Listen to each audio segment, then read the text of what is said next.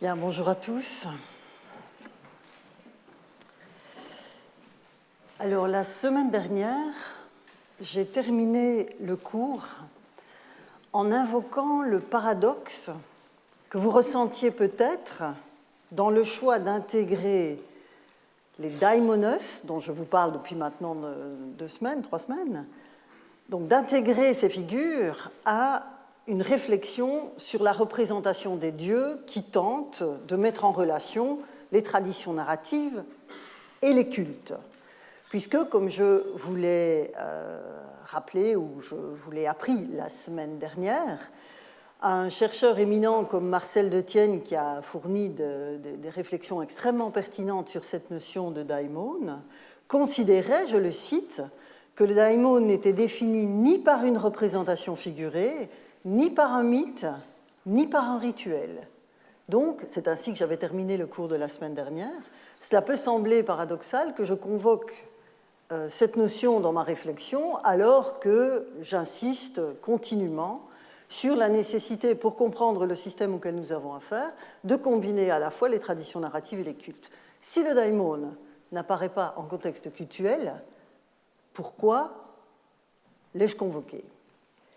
Et donc, c'est à affronter ce paradoxe que je voudrais consacrer la leçon d'aujourd'hui, dans la mesure où le terme apparaît dans un type de document dont la portée cultuelle est incontestable. Et donc, c'est ce dossier que je voudrais vous présenter aujourd'hui, qui est un dossier bien circonscrit, et un peu fourni, mais bien circonscrit. Et pour ce faire, je voudrais vous emmener, comme lors de ma leçon inaugurale de décembre 2017, en Épire, dans le nord-ouest de la Grèce, où se trouve le sanctuaire de Dodone, d'où nous est parvenu un corpus documentaire absolument exceptionnel.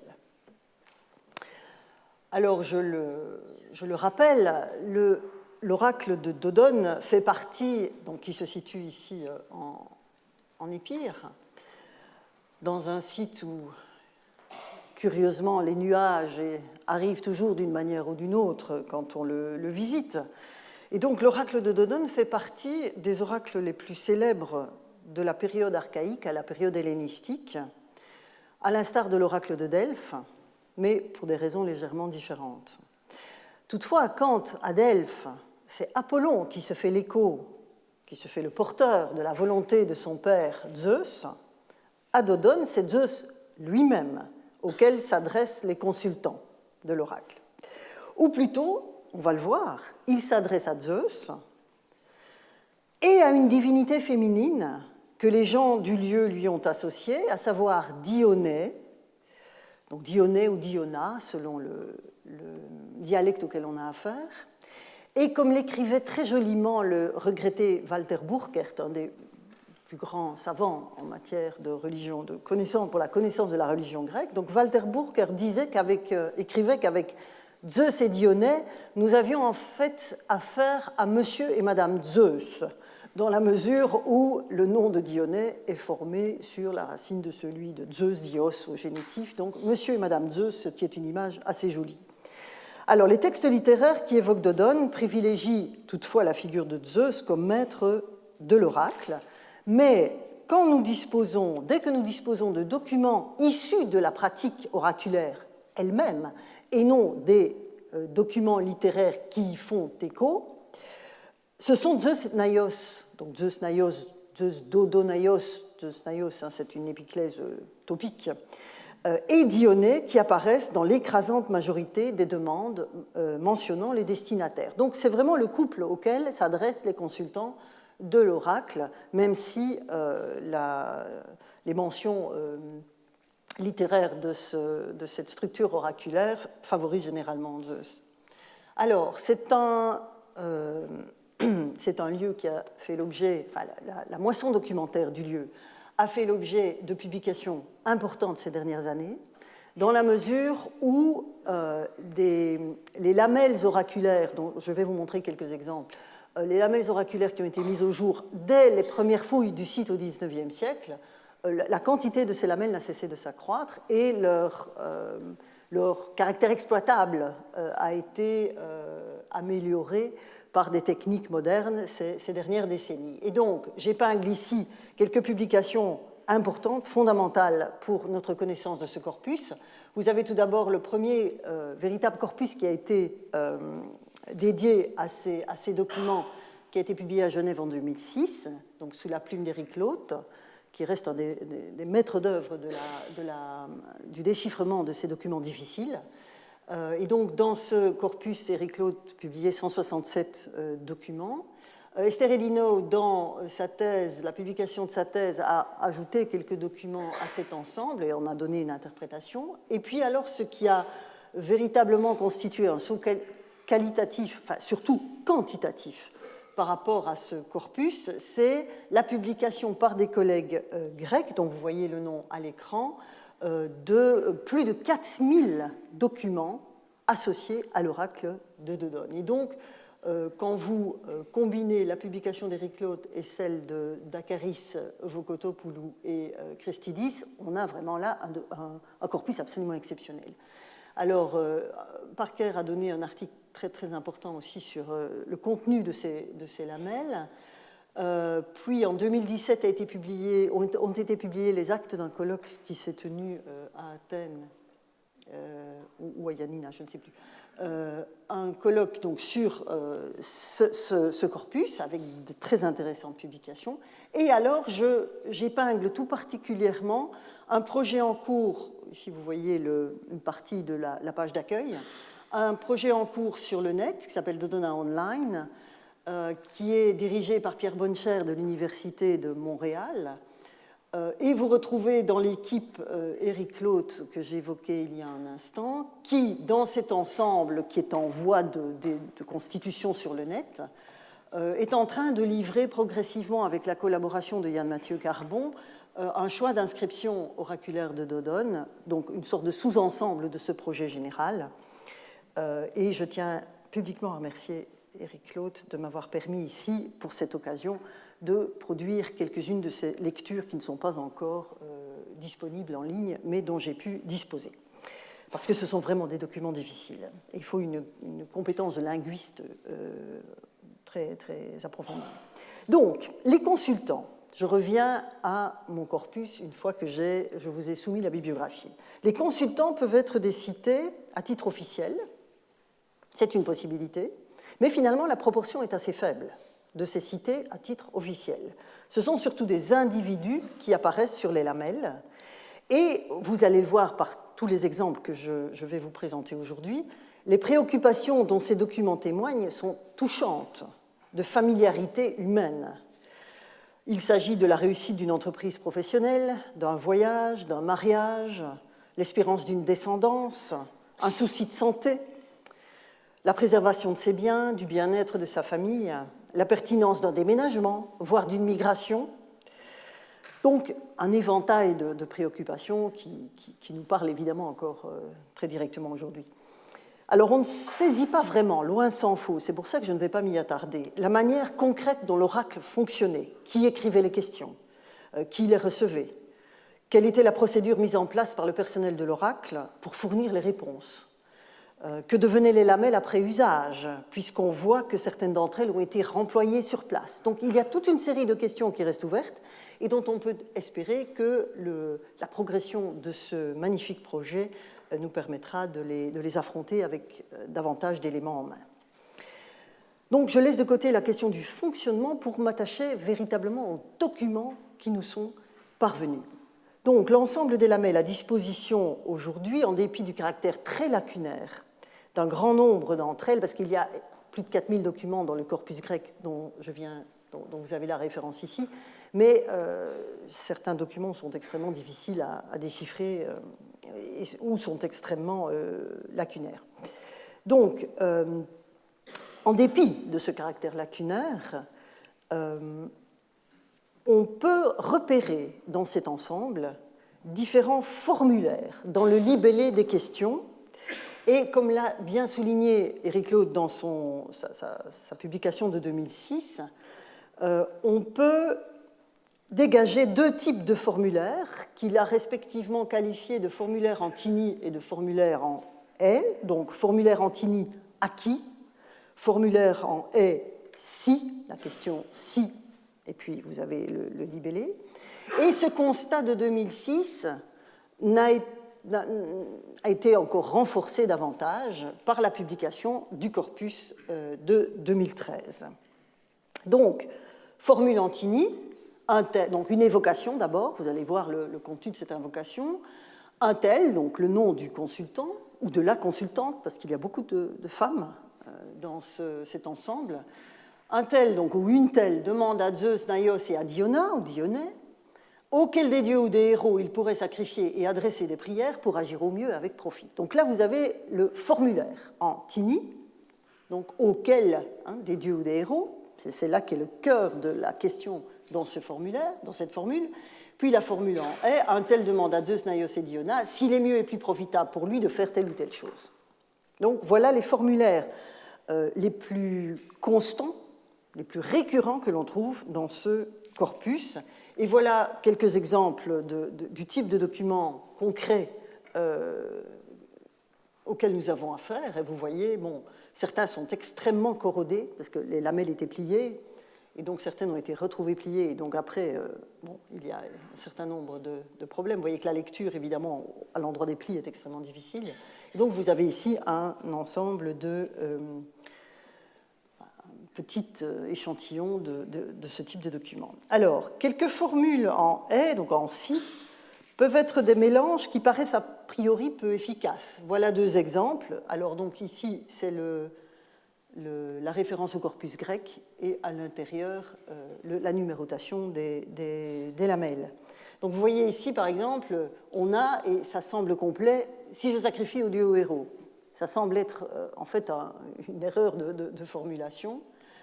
Vous avez ici, si en priant les dieux, et puis on n'a pas le reste, et donc vous voyez ici des combinaisons de différentes formules.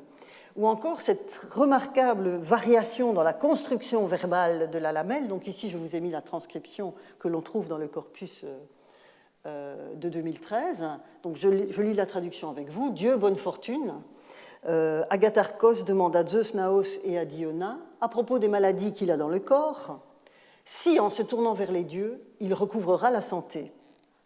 Alors, on imagine mal que l'oracle ait répondu non. Mais on n'imagine pas plus facilement qu'il ait répondu par un simple oui. Donc ici, on voit bien qu'on a affaire à une formule qui a été quelque peu décalée, c'est-à-dire modifiée. L'identification des dieux vers lesquels Agatharchos pouvait se tourner était probablement implicite dans la question. En fait, la question, c'était une question en tini. Pour mes problèmes de santé, vers quel dieu ou quel héros dois-je me tourner ? Même s'il ne l'a pas formulé explicitement de cette manière. Donc on le voit d'emblée, des variations formelles existent, indépendamment de la variété des préoccupations elles-mêmes. Et si je me concentre sur la première formule, celle en tini, qui est celle évidemment qui m'intéresse le plus, on constate que l'invocation peut être présente ou non, donc le dieu, bonne fortune, on l'a parfois, mais parfois on ne l'a pas. Le verbe exprimant la demande peut varier aussi. Donc ici, vous avez, voilà, et péroté, mais vous avez des variations possibles dans cette formule. La question est parfois directe. Les dieux du lieu se ramènent, donc ici, les dieux du lieu se ramènent parfois au seul Zeus, mais c'est rare, je vous l'ai dit tout à l'heure. Ou bien Zeus est parfois appelé simplement Tontéon, le dieu du lieu, ça va de soi. Une fois, Dionée apparaît seul. C'est dans la lamelle du corpus d'Éric Lhote en 2006, donc la lamelle numéro 91. Et on ne comprend pas bien, au vu de la question, ce qui peut justifier ce choix. Je lis la traduction avec vous. Dieu, bonne fortune, donc voilà la vocation. Lokiskos demande à Diona au sujet de son travail s'il peut avoir du succès et s'il agit au mieux en voyageant par les mers. On ne sache pas que Dionée ait une quelconque compétence particulière en affaires maritimes. Donc ici, voilà, le genre de puzzle auquel nous sommes confrontés quand on travaille sur les polythéismes. Pourquoi, dans ce cas-là, a-t-il interrogé tout particulièrement Dionée ? Nous ne le savons pas. Alors, toujours dans les variations de la formule en tini, on a aussi différents verbes pour exprimer le rituel qui est à accomplir. Ici, vous voyez, vous avez l'expression loyon kai ameinon prassoi, mais vous avez des cas. Voilà, je vous ai mis quelques cas différents ici en mettant chaque fois en évidence le verbe qui est utilisé. Je lis les traductions avec vous. Ménès demande au Dieu, donc vous voyez là, pas de Zeus, Naios et de Dionée, c'est simplement Tontéon. Ménès demande au Dieu auquel des dieux il faudrait rendre un culte, donc c'est comme ça que j'ai traduit Thérapeuein, pour agir au mieux. Le Dieu est censé savoir de quoi il s'agit.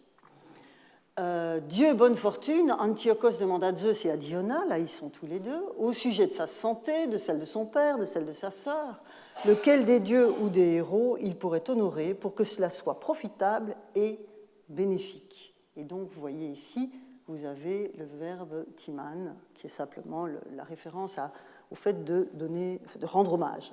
Et enfin, ici, vous avez Ilaskoma, et Dieu bonne fortune, Onésimos demande à Zeus Naios et à Dionée, auquel des dieux ou des héros il doit, des dieux ou des héros il doit se concilier pour être en bonne santé, réussir. Là, on a des lacunes qui nous empêchent d'avoir une vision claire de la fin de la rédaction de la tablette. Alors, ce qui m'intéresse tout particulièrement, vous l'aurez peut-être déjà pressenti, ce qui m'intéresse tout particulièrement dans cette formule Antini, c'est la détermination des catégories d'entités à honorer. C'est évidemment du pain béni pour moi, qui travaille sur la catégorisation du divin, de voir cette articulation qui apparaît dans les lamelles de Dodone. Donc, détermination des catégories d'entités à se concilier, à honorer, auxquelles offrir un sacrifice, adresser une prière, car la caractéristique de cette formule de demande, telle que donc l'a reconstruite Éric Lhote, est qu'elle construit deux niveaux de requête en vue de l'accomplissement des attentes du consultant.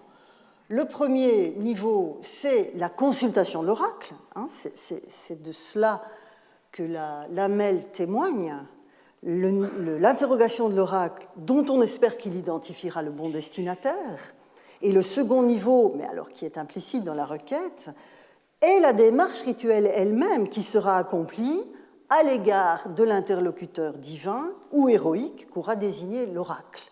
Donc vous avez ces deux temps qu'impliquent les textes en question. Alors certaines demandes semblent combiner les deux formules. Vous avez ici cette lamelle où Callicratès demande au dieu s'il lui, alors je mets s'il lui, mais fondamentalement en grec, c'est s'il me sera donné d'avoir une descendance de Nike, la femme qu'il a, ce passage de la première à la troisième personne peut apparaître dans les lamelles, ce qui laisse peut-être entendre qu'ici le consultant écrit ça lui-même. Donc, Callicratès demande au dieu s'il lui sera donné d'avoir une descendance de Nike, la femme qu'il a en restant avec elle, et auquel des dieux il doit adresser une prière. Vous voyez, ici, la formule a été retournée. Au lieu que l'on ait auquel des dieux il doit adresser une prière pour avoir une descendance de Nike, il y a une sorte de court-circuit qui s'opère entre les deux dimensions. Alors, une femme peut, je vous ai dit tout à l'heure, il y a des femmes dans ce corpus de consultants, et donc une femme peut aussi demander à Zeus Naios de l'éclairer sur lequel des dieux elle doit prier dans cette perspective. Je lis avec vous, Dieu, Clonica, demande à Zeus Naios et à Diona que des enfants lui naissent d'un autre homme et auquel des dieux elle devrait rendre un culte pour avoir des enfants.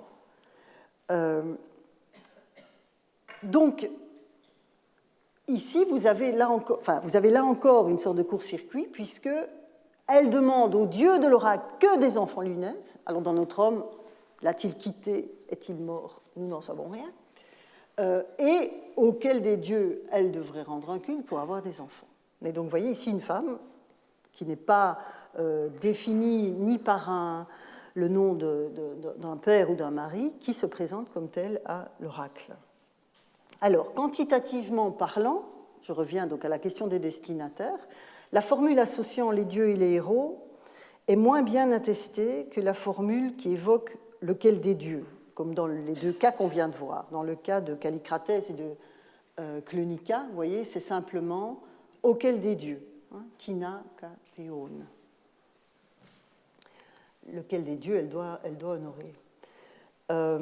Et déjà dans le corpus de l'hôte en 2006, si l'on considère les textes assurés sans restitution, on compte 5 fois l'expression « auquel des dieux et des héros », donc, ou des héros, pardon, c'est une alternative, « auquel des dieux ou des héros », contre 10 fois l'expression simple faisant référence au seul Dieu. Donc il y a un rapport de 1 à 2 dans cette affaire, et le corpus de 2013 n'est venu que confirmer cette tendance. Donc la question la plus générale, c'est « auquel des dieux », une sorte de vision générique. Mais dans la moitié des cas, on a quand même « auquel des dieux ou des héros ».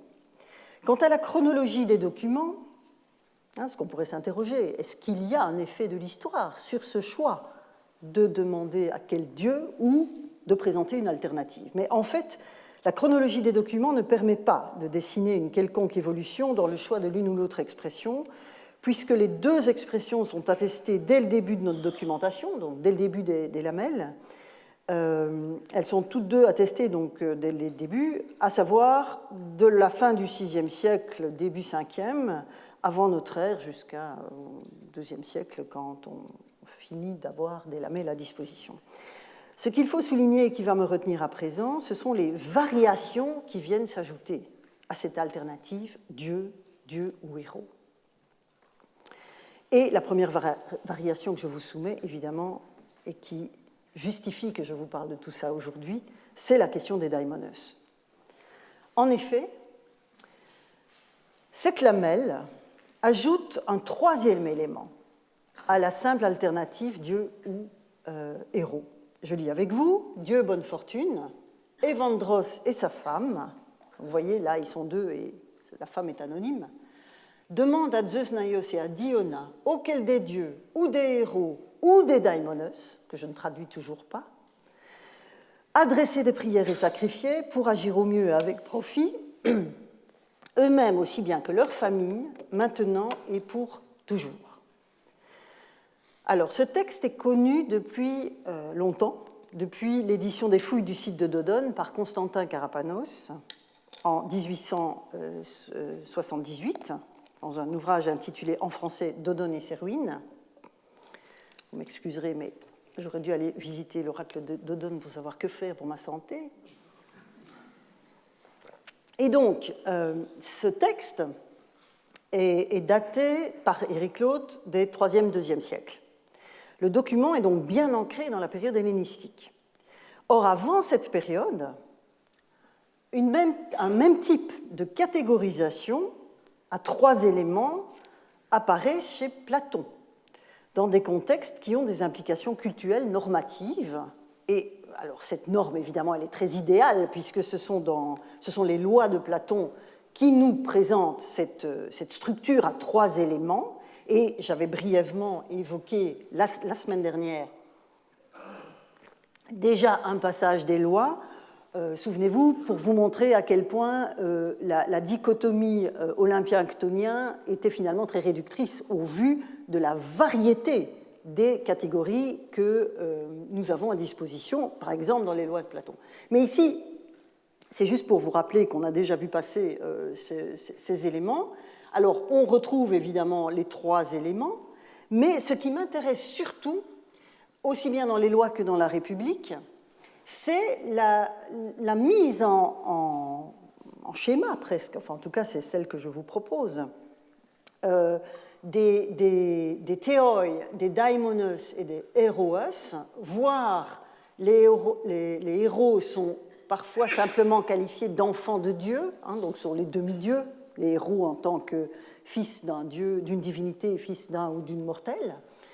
Et en fait, quand Platon organise les cultes et les honneurs à rendre au sein de sa cité idéale, il évoque ces 3 catégories.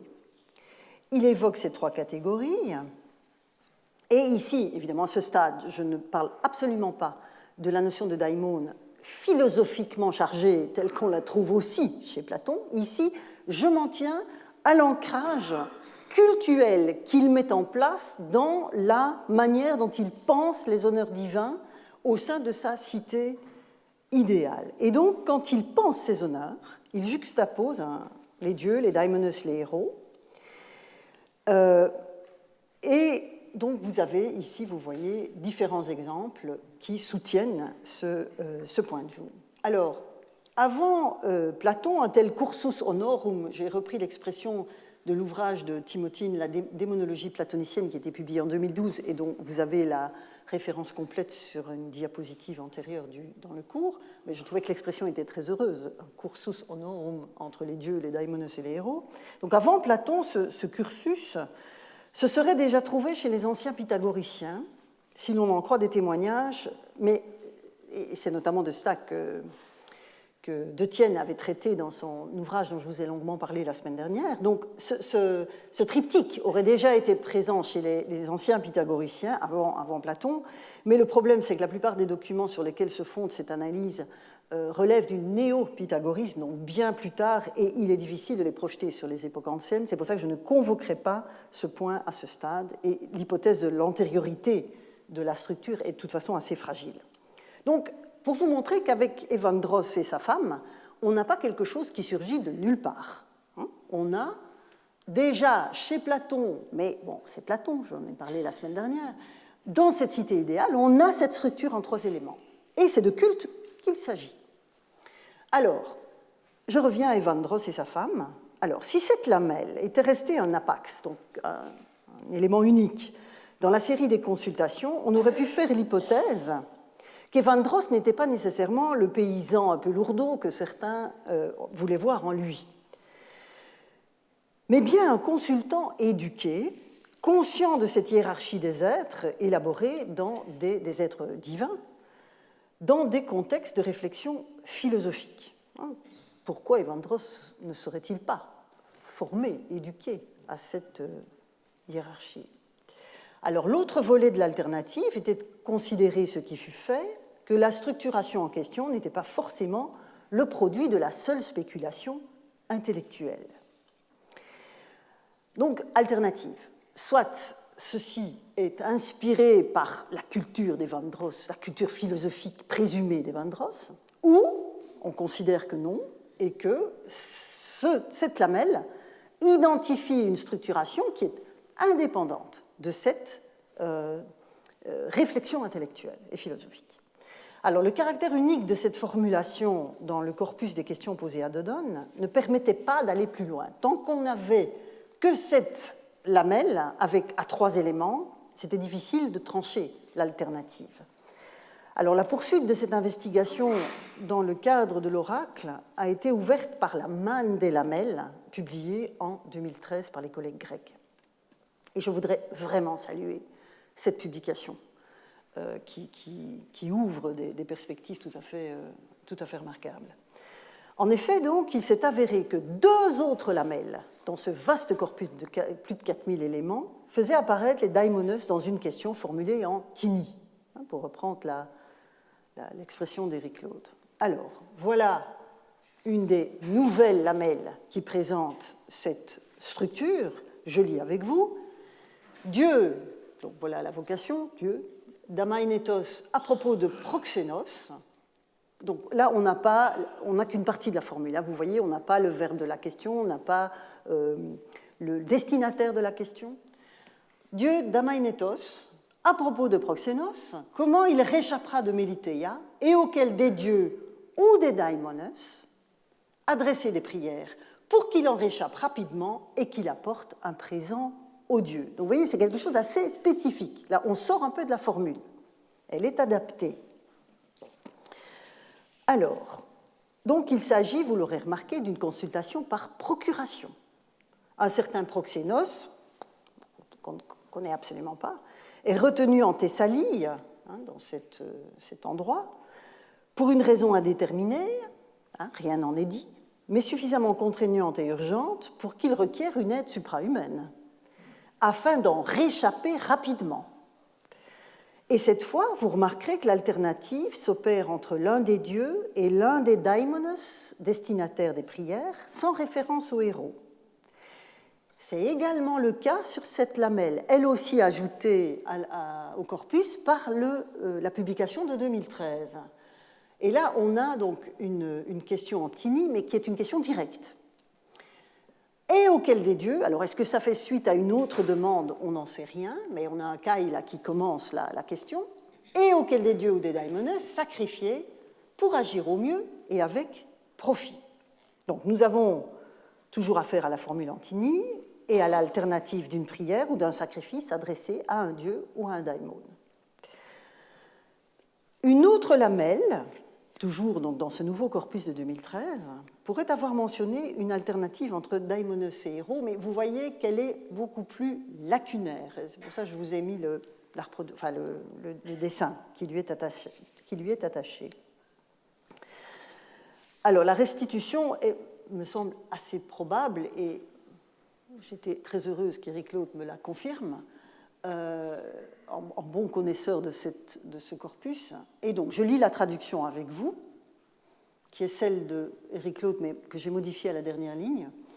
Dieu bonne fortune, donc nous sommes en pays connu, Dieu bonne fortune. Dikaios demande au Dieu, à propos de son salut et de sa santé, si la maladie dont il souffre, alors est grave, mais c'est dans la restitution, et quelle est cette affection, hein, mais là aussi, on peut supposer que c'est ça qu'il demande, puisqu'il interroge à propos de sa santé, et lequel des daimonos ou des héros il doit se concilier et se donner comme protecteur, ça c'est une formule tout à fait inusitée dans le corpus, alors on peut supposer que c'est pour recouvrer la santé.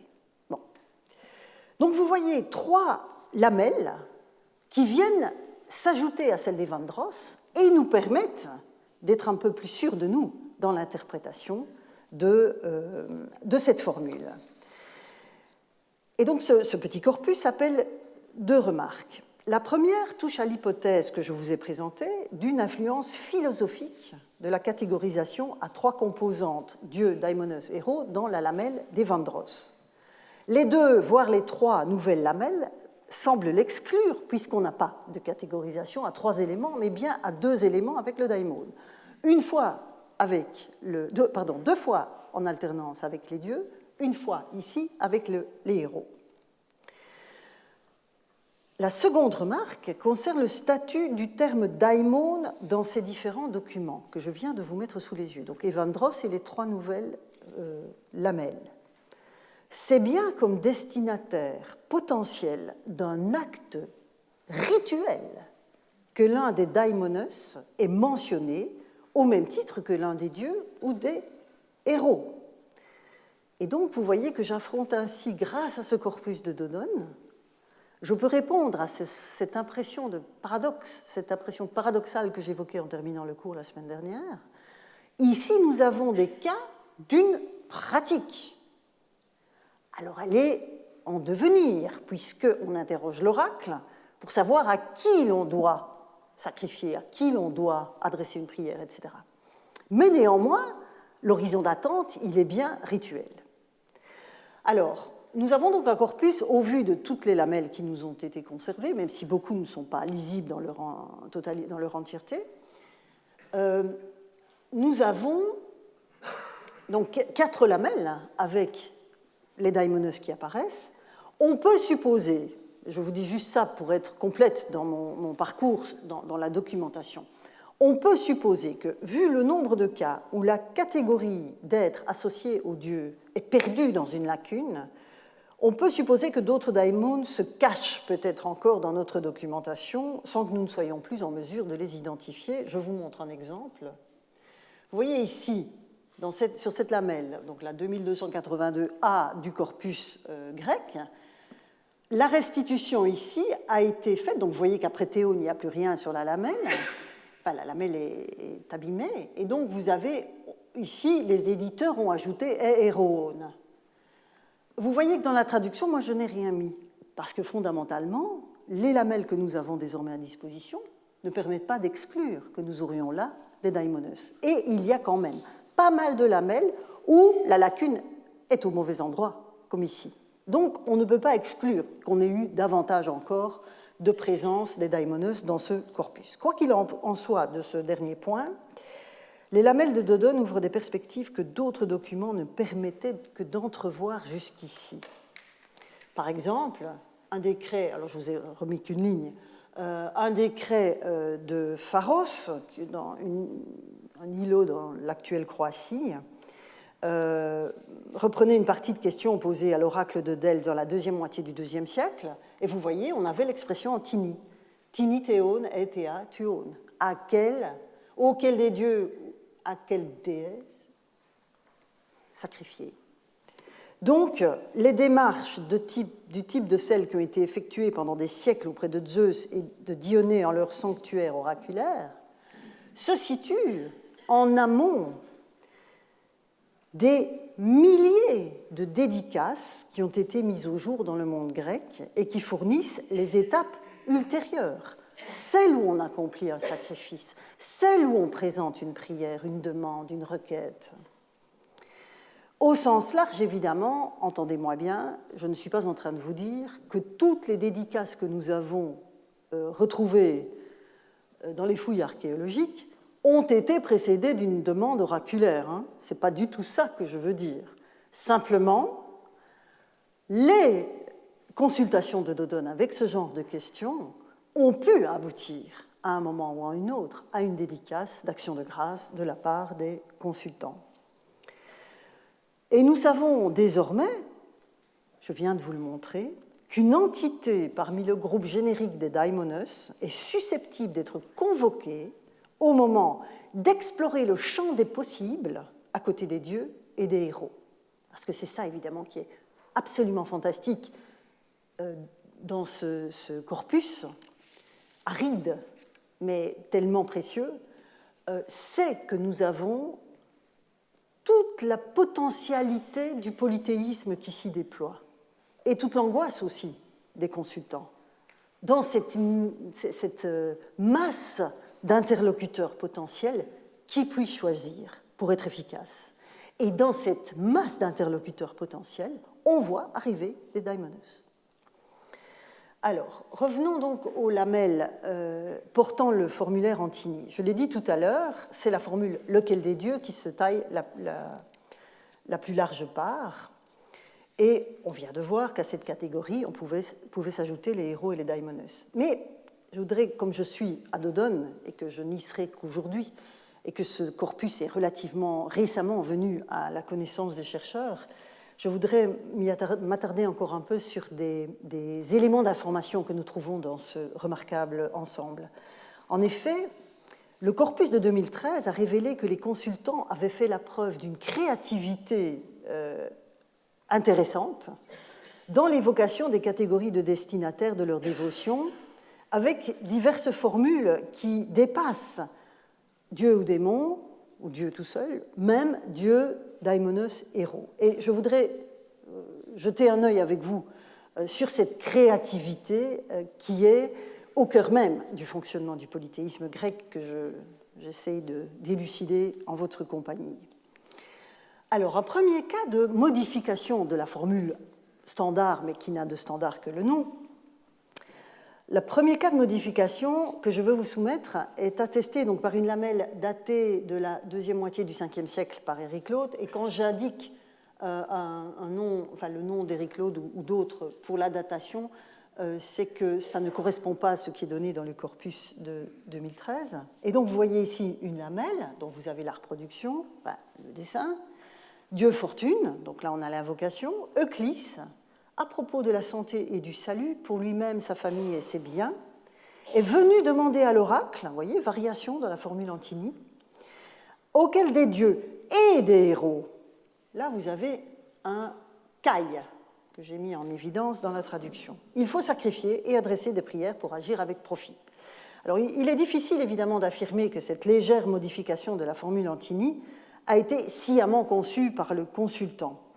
Peut-être est-ce simplement un glissement dans la rédaction de la lamelle. Mais si c'est sciemment conçu, le consultant envisage d'emblée d'honorer un être pleinement divin et un être héroïque afin de maximiser ses chances de succès. On voit là, on a, si vous voulez, ces lamelles, ce sont comme de légers coups de projecteur, mais parfois extrêmement fugaces, sur les questions que se posaient les Grecs anciens quand ils devaient honorer le monde, enfin, des entités du monde suprahumain. Alors, une autre variation semble davantage être le fait d'un choix sciemment conçu. En effet, une petite vingtaine de lamelles offrent l'alternative Dieu-déesse. En voici quelques exemples parmi les moins restitués. Je lis les traductions avec vous et j'ai mis en évidence, en grâce, le grec, enfin les mots grecs qui recouvrent cette alternative. À propos des biens, lequel des dieux ou laquelle des déesses, priez pour que j'en acquière moi-même. Il y a un intérêt certain dans la question. Donc voilà un exemple où, pour cette question d'acquisition de biens, le consultant va offrir cette alternative dieu ou déesse. Deuxième exemple, du IIIe siècle, donc un peu plus récent. Un tel, on ne sait pas, on n'a pas conservé le nom, interroge Zeus, Naïos et Dionée à propos de sa descendance à venir, afin qu'elle soit assurée. Vous voyez l'angoisse de ces gens dans un monde où l'accompagnement médical des parturiantes était quand même extrêmement limité. Donc, afin qu'elle soit assurée, auquel des dieux ou à laquelle des déesses adresser ses prières pour qu'elle soit assurée. Ce ne sont pas des modèles de littérature. Donc, il faut assumer ça aussi dans la traduction. Donc, vous voyez ici, pour une descendance, autant pour les biens, bon voilà, mais on voit que cette alternative, elle marche aussi bien pour l'acquisition de biens que pour avoir une descendance. Enfin, le dernier exemple que je veux vous montrer, qui est intéressant parce que je pense qu'il s'agit d'un oubli préalable. Vous allez voir. Dieu, Philoxénos, demande à Zeus, Naïos et à Dionée auquel des dieux ou à laquelle des déesses il doit adresser ses prières pour agir au mieux, et puis on dirait qu'il a eu un moment de lucidité, ou auquel des héros. On ne sait jamais, on n'est jamais trop prudent. Mais vous voyez ici, on est presque en prise directe avec cette incertitude. Et c'est ça qui fait aussi toute la beauté de ces documents. Alors, et si elle n'était pas très fragmentaire, vous voyez, là je vous ai mis pour vous montrer à quel point nos collègues du projet Dodona Online sont méritants, parce que voilà le genre de choses auxquelles ils doivent être affrontés. Vous voyez l'état de la documentation. Donc ici, voilà, si la lamelle n'était pas aussi lacunaire, on pourrait peut-être penser que seules les déesses étaient concernées par cette question dont on ne sait rien par ailleurs. Alors, la formule Antini, comme l'indique le nom qui lui a été donné, sollicite donc de Zeus et de Dionée le nom d'un interlocuteur parmi la pluralité disponible, indiqué la plupart du temps au génitif pluriel. Ici, vous avez une forme dorienne. Vous voyez, chaque fois, ici, vous avez le tini, puis vous avez le génitif pluriel. Ici, pour les héros, c'est encore plus clair. Alors, une des deux lamelles... excusez-moi. On a aussi d'autres formules où c'est une formule, mais qui est extrêmement apparentée à la formule Antini, mais la formule en tinas. Voilà, ici. Donc, vous avez lesquels des dieux on peut prier. Et donc là, ce n'est plus la détermination d'un interlocuteur potentiel, mais de plusieurs. Comme on avait tout à l'heure, lequel des dieux et lequel des héros, ben là on avait un dieu et un héros. Ici, le consultant ouvre les possibilités. Donc, on ne sait pas qui d'Ambracie, à Zeus, Naïos et à Diona, à propos de sa santé, de ses biens et de son avenir. Vous avez une préoccupation globale. Tant qu'à faire d'aller à Dodone, autant présenter l'ensemble de ses souhaits. Quel dieu il doit se concilier pour agir au mieux et avec profit? Alors, un exemple reprend également l'interrogation Tini sans complément. Vous voyez, ici, c'est intéressant comme variation.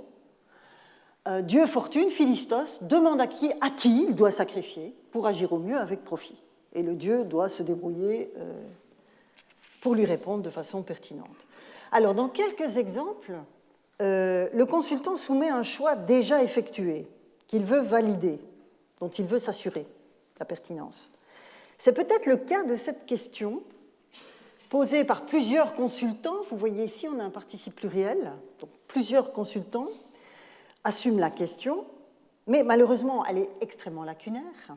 Et on peut faire l'hypothèse qu'ici, donc, en sacrifiant au dieu un tel, on peut supposer que dans la lacune se trouvait le nom du dieu que l'oracle était censé valider. Alors, dans les trois exemples suivants, dont les deuxième et troisième portent assurément une question posée par une femme, le dieu destinataire du rituel prévu est identifié. Mais les cas sont rares. La plupart du temps, on laisse je dirais, les possibilités totalement ouvertes. Ici, ce n'est pas le cas. Je lis avec vous. En priant et en sacrifiant, alors c'est très restitué, hein, vous voyez les crochets de la restitution, mais on a le nom du dieu qui semble, avec une variante dialectale, le nom du dieu semble assuré. Donc en priant et en sacrifiant à Apollon, agirais-je avec profit. Ou encore, et ici vous avez des femmes, puisque vous avez des participes féminins, dont la terminaison est féminine, en me rendant réa favorable, cela ira-t-il pour moi? Aurais-je du succès en offrant une dédicace à Artémis? Vous voyez, toutes ces variations sont extrêmement intéressantes. Alors, cet autre cas, toujours dans le registre des variations, semble indiquer, je lis avec vous, donc Dieu, Fortune, Aiskos, consulte Zeus, Dodonaios et Diona pour savoir à quel héros sacrifier afin de bien agir pour sa santé. Là, manifestement, le consultant semble flécher d'emblée la catégorie de héros. Et l'enquête oraculaire porte sur son identité précise. Donc manifestement, il a des choses en tête. Et il attend du Dieu qu'il les valide. Donc vous voyez un corpus absolument fascinant pour beaucoup de chercheurs qui travaillent sur l'histoire ancienne, mais pour ceux qui travaillent sur la religion grecque, sur l'histoire ancienne et sur la langue aussi, hein, vous avez une manne d'informations pour les linguistes dans ces documents, mais pour ceux qui travaillent sur la religion grecque comme moi, vous avez là une occasion presque unique d'être d'être en contact avec un processus de délibération. Dans la plupart des cas, alors, on a le résultat de ce processus. Je l'évoquais tout à l'heure à propos des milliers de dédicaces que nous avons mises au jour, enfin que nous, qui ont été mises au jour. Ici, alors, on a aussi des processus qui sont explicités dans les traditions narratives, dans les textes dits littéraires. Mais ici, nous avons quelque chose d'exceptionnel en ce sens qu'il s'agit d'objets concrets de la pratique rituelle qui reflètent cette pratique.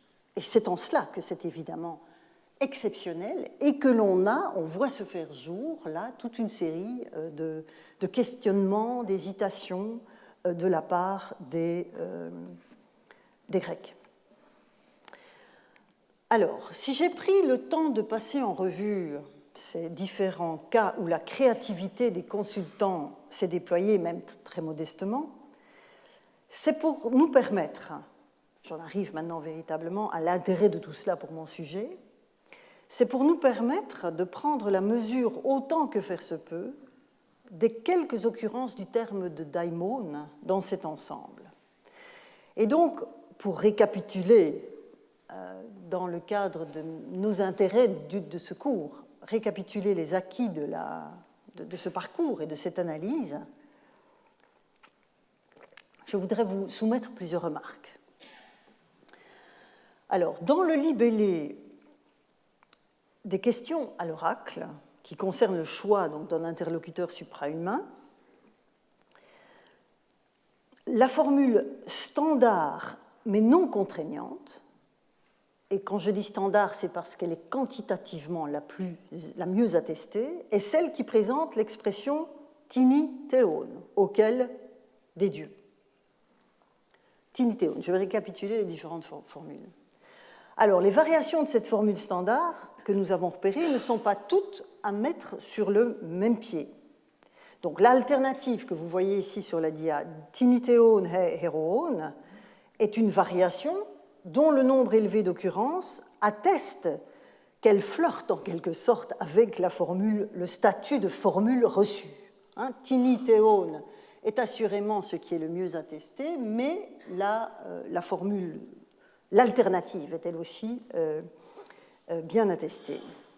Et elle relève donc, cette alternative, d'une catégorisation bien intégrée par les consultants aux périodes classiques et hellénistiques. C'est ça qui m'intéresse. L'importance de cette alternative montre que cette catégorie des héros est bien intégrée aux côtés de celle des dieux dans ce contexte.